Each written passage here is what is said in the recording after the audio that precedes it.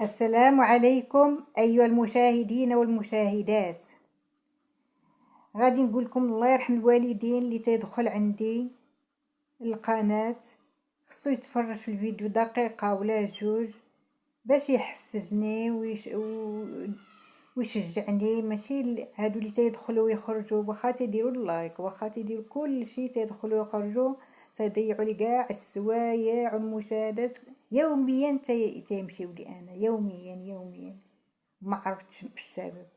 الله يخليكم دخلوا الفيديو شوفوا على الاقل دقيقه جوج ديك الساعه ديروا اللي بغيتو. يلا نبداو نصلي على النبي. عن النبي صلى الله عليه وسلم أن الله عز وجل يقول: هل من داع فأستجيب لها دعاءه، هل من سائل فأعطيه سؤله، هل من مستغفر فأغفر له. كما قال النبي صلى الله عليه وسلم: قال الله تعالى: من ذا الذي دعاني فلم أجبه، وسألني فلم أعطه، واستغفرني فلم أغفر له، وأنا أرحم الراحمين. واعلم أن سؤال الله عز وجل دون خلقه هو المتعين، لأن السؤال فيه إظهار الذل من السائل والمسكنة والحاجة والافتقار، وفيه الاعتراف بقدرة المسؤول على رفع هذا الضر ونيل المطلوب وجلب المنافع ودرء المضار. ولا يصلح الذل والافتقار إلا لله وحده، لأنه حقيقة العبادة. وكان الإمام يدعو ويقول: اللهم لما صنت وجهي عن السجود لغيرك فصنه عن المسألة غيرك، ولا يقدر على كشف الضر وجلب النفع سواك. كما قال: وإن يمسسك الله بضر فلا كاشف له إلا هو، وأن يريدك بخير فلا راد لفضله.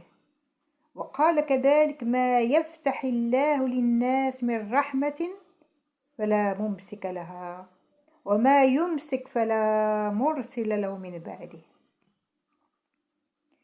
والله سبحانه يحب أن يسأل ويرغب إليه في الحوائج، ويلح في سؤاله ودعائه، ويغضب على من لا يسأله ويستدعي من عباده سؤاله، وهو قادر على إعطاء خلقه كلهم سؤلهم من غير أن ينقص من ملكه شيء.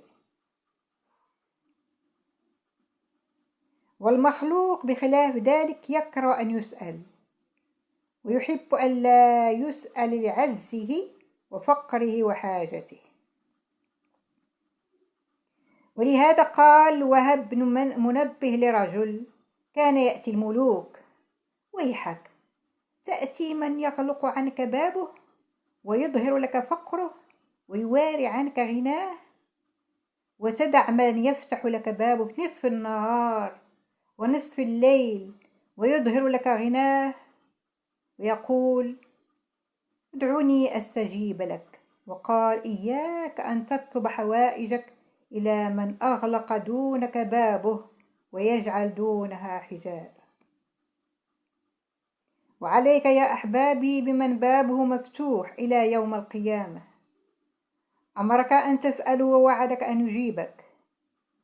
أما الاستعانة بالله عز وجل دون غيره من الخلق فإن العبد عاجز عن الاستقلال بجلب مصالحه ودفع مضاره، ولا معين له على مصالح دينه ودنياه إلا الله عز وجل.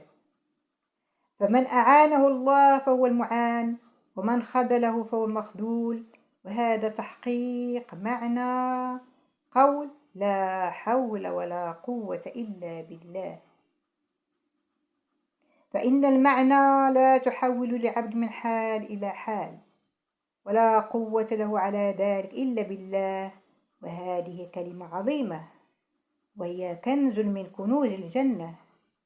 فالعبد محتاج إلى الاستعانة بالله في فعل المأمورات وترك المحظورات، والصبر على المقدورات كلها في الدنيا وعند الموت وبعد من أهوال البرزخ ويوم القيامة.